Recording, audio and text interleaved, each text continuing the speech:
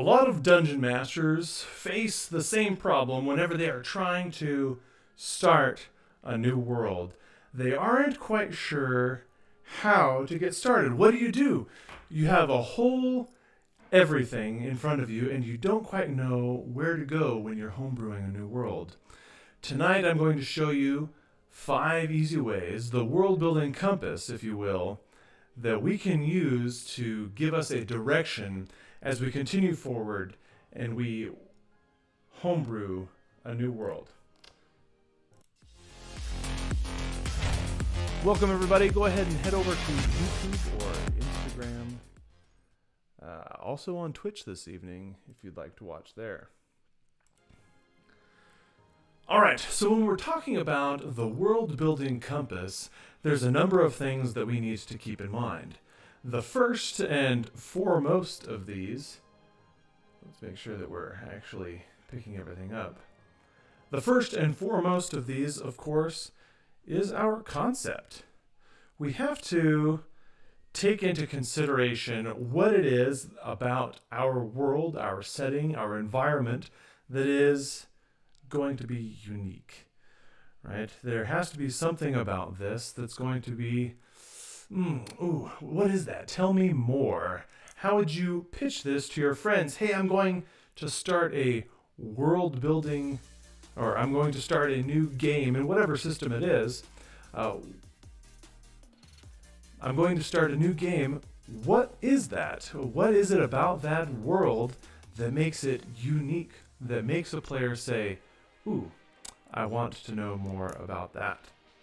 The second thing, our second point of the compass, if you will, is our tone. We have to have an idea of what the mood, the vibe is. The mood of our campaign. What is the vibe going to be? What is it about our new campaign that's going to be interesting to our players? And not only that, this is the difference between Lord of the Rings and Monty Python. We have to consider, okay, what players are we dealing with here? Who are the people that we're working with? And we have to understand, all right, are they actually going to be down for shenanigans, or are they wanting a more serious campaign? Do you want a more relaxed, a horror, a thrill, suspense-filled campaign? The options are endless, so we need to establish what direction we're going to go with that. Can you see what we're doing here with our compass analogy? Gretchen has a question on Instagram. Currently running a snowy mountainous type of campaign. My lads are coming up on the big ending. That is exciting. And it's important for us as we are moving forward to consider the lads, the people. And not just the people at the table, but the people within the world. Because remember, this is about the world, right? This is the compass of world building, the things that we need to consider to guide us as we begin our world building journey, as we're making a new homebrew setting. We have to consider who is going to be in this world, what sorts of beings, right? It could be anyone and everyone. You have to consider the communities.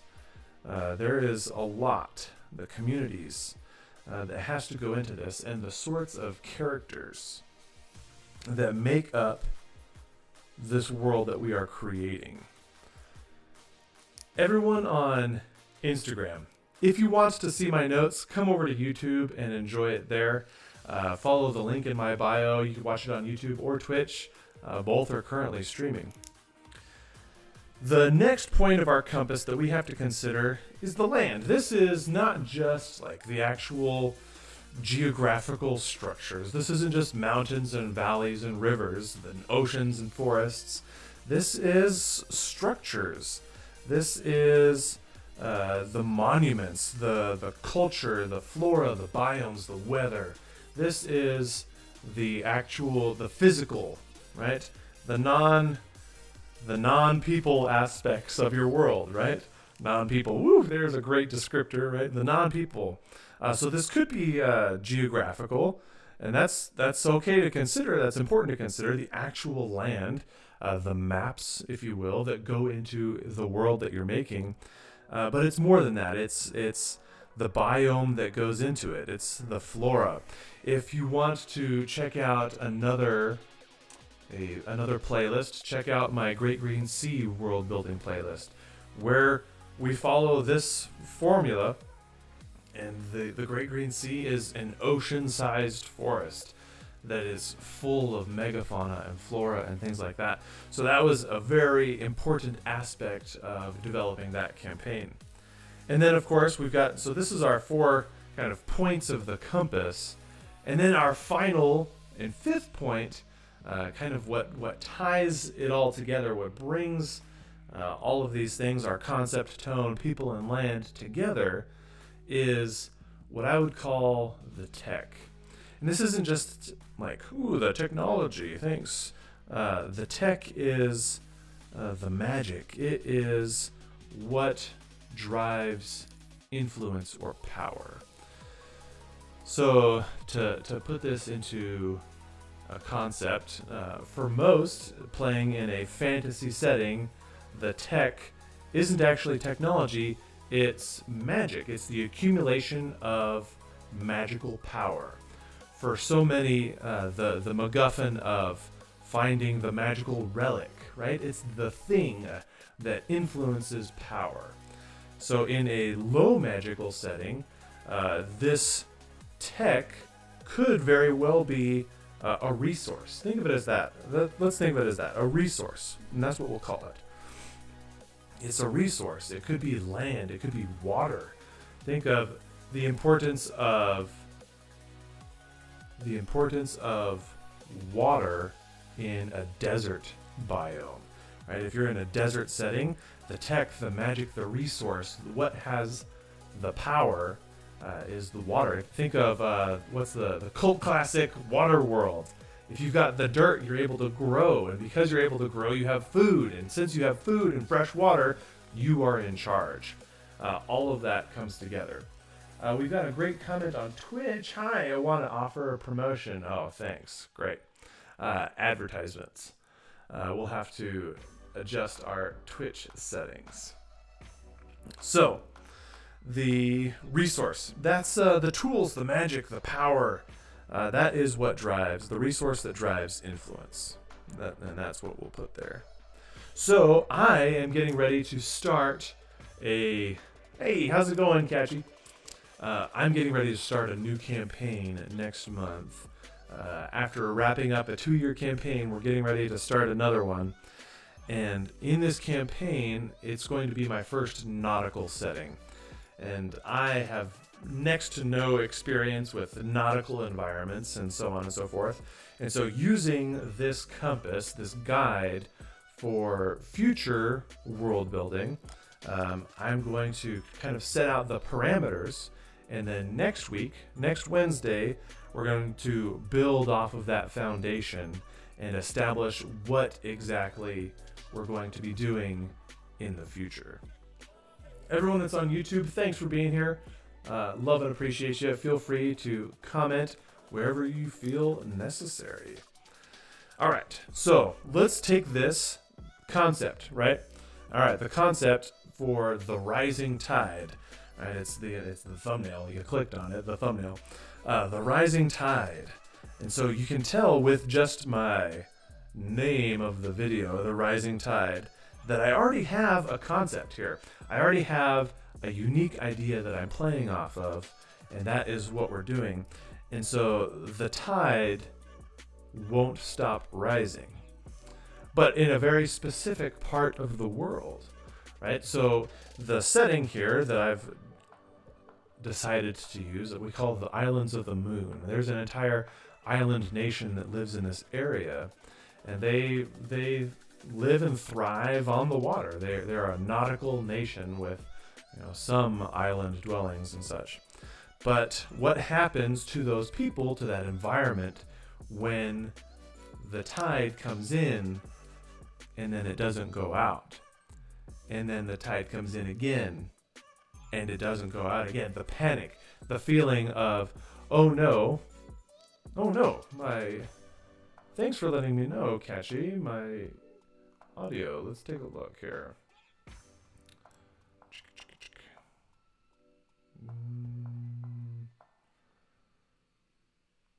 Well, let's make sure. Sorry, everybody. Thank you for letting me know, Catchy. I appreciate that. Let's make sure that I've got only the mics that I want turned on, because that might be my problem. I've got multiple microphones. All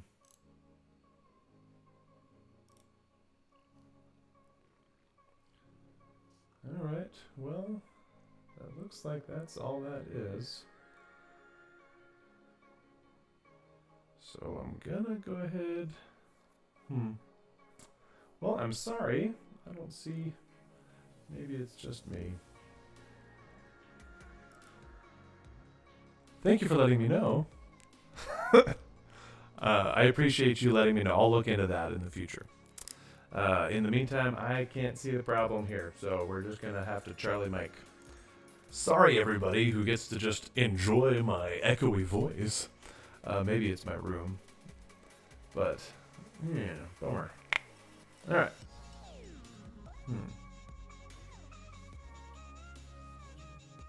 YouTube had the reverb. Alright. Well, there you go. Okay.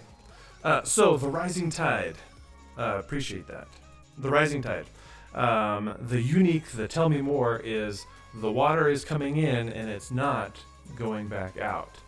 And so what that is going to do is it's going to create tension. It's going to create problems, of course, and especially when they realize, hey, the tide is going out in other places. Why is the tide not going out here? What is causing this problem? And so that idea that there's going to be something causing that problem is what's going to drive the main. No, you're good. I appreciate you letting me know. So that idea is what's going to drive the plot. Figuring out why the tide is rising. Is the tide rising? The tide has stopped going out, so it's not the tide. Is it the islands? Well, it can't be the island itself, and so on and so forth. And what that's going to do is just create more and more potential problems for our players. The tone that I'm going for, so let me go ahead and write that down. So the tide doesn't go out. The tone, I would love for... See, the tone is something that you really don't have much influence over. And that's tough, right? You can't change your players, because all we can do is affect the world. And we can make a world that feels Lord of the Rings, but then our players are just going to Monty Python their way through the world. And that's we can't change that. Our players are going to do what they're going to do. So all we can do here is establish what we feel would make for a good tone or mood or vibe as we build the world. And then we're going to adjust fire as needed. There's no way around it. We'll adjust as we go. And so as I am making this world, I want to go for a very kind of like a Assassin's Creed Black Flag, somewhat serious, right? But still fun, right? It's still nautical. I don't know how jovial pirates will be, our matey sort of thing. I'm sure the jokes will be there, and so prepare yourself for that. And if you make a campaign setting that can handle that and that is ready for that, then it's no big deal when your players Monty Python their way through the day. Because you're somewhat prepared for that. And so we're going to go with like a semi-serious, right? Somewhat serious. But I want to provide moments of serious suspense, right? So it'll be fun and, oh yeah, happy-go-lucky, sailing, and then you encounter like mean, nasty pirate stuff. And in that moment you realize like, oh man, this isn't fun anymore. Like, wait a second, like, what happened to the sea shanties, man? Like, what the heck? And so yeah, it's something, Gretchen. I've never done it either. It's something I've never done either, Gretchen.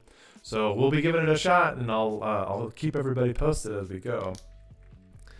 Yeah, so somewhat serious, but with some thriller / suspense rolled in there, right?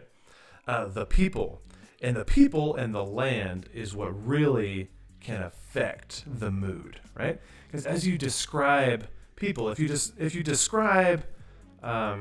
recall the old Robin Williams Hook, right, where he's Peter Pan, and you go and all of the pirates are wearing flamboyant colors and are really, really cool costumes and stuff, and there's definitely sea shanties and classic pirate jovialness, right? The people, the characters, right? Hook in his really super frilly kind of that era of clothing, the high buckled boots and everything, that really lends to the vibe. The people really lends to the mood that you're going for, right?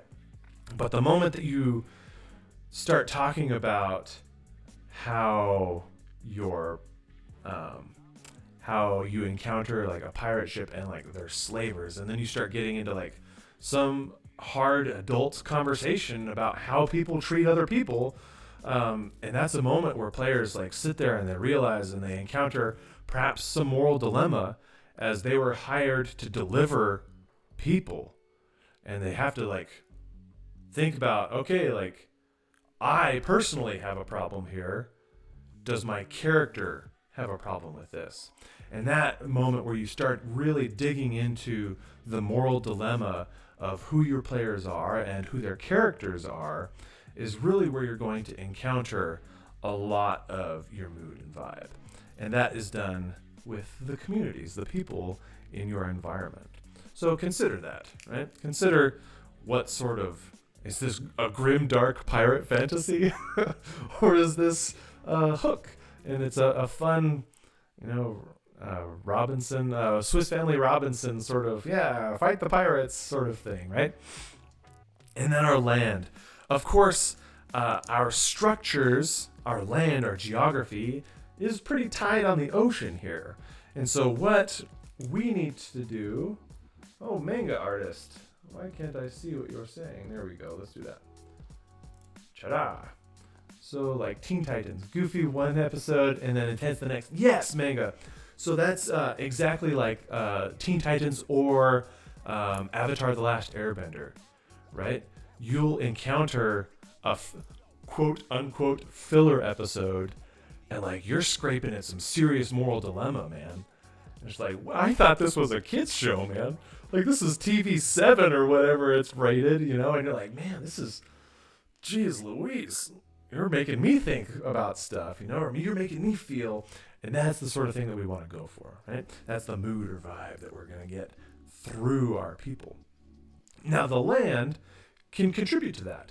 As you describe the pirate town, is it frolicking and full of frivolity, or is it dark and everyone's broody and foreboding, and it really puts a damper as you roll into town and everyone, the shutters close, and how you describe your setting is going to, once again, play a crucial role on the vibe, that mood that you're going for, how your players feel about the environment, and thusly how they feel about the rest of the campaign.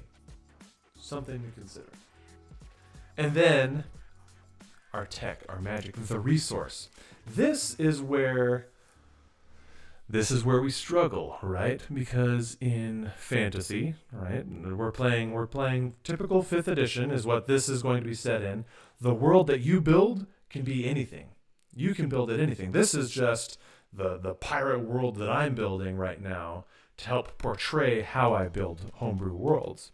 You can build any world you want. The world that you build could be science fiction. It could be in the stars. It could be aliens and galaxies and starships, or it could be low fantasy, dark, You could be playing Morkborg. It could be intense and dark and all that jazz. But at the end of the day, what is the resource? This is how your players gain power, right? How power is attained, right? The Lich, the big bad evil guy, what is their power? Their incredible, immense magic, their capability of wielding world-bending magic. That is their resource, their influence. In a science fiction or perhaps a more role-play or social game, it could be the accumulation of wealth. You might have players that are super into roleplay. It could be the accumulation of power and titles. I am a baron, a landed noble, and your players are freaking into that, right? That's okay. That's cool. If that's what drives your players, that's your resource. So I can make something, and if my players aren't into it, that's not the resource. The resource, the tech, the magic, is whatever drives our players to move forward. It's essentially the generalized term for the MacGuffin, right? The thing that moves the plot along. Whether that's power, ships, wealth, magic, levels, gold, whatever it is. And so in this pirate setting that I'm building, it'll probably end up being some form of power, right? As players accumulate magic and levels and wealth.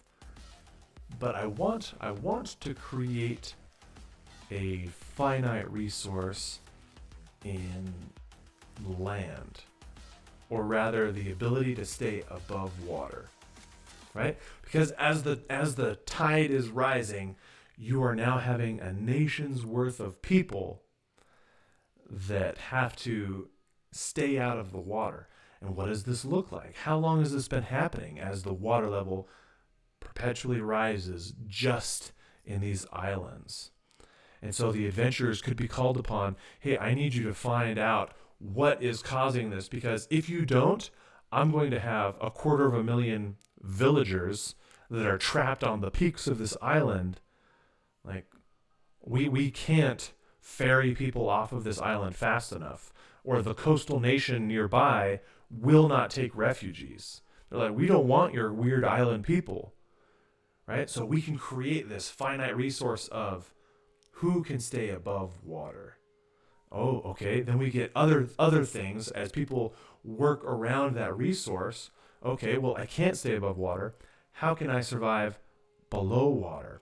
And then suddenly you have an entire black market of, oh yeah, here's water breathing procedures, magical procedures being done on people for rock bottom prices so that they can survive beneath the water.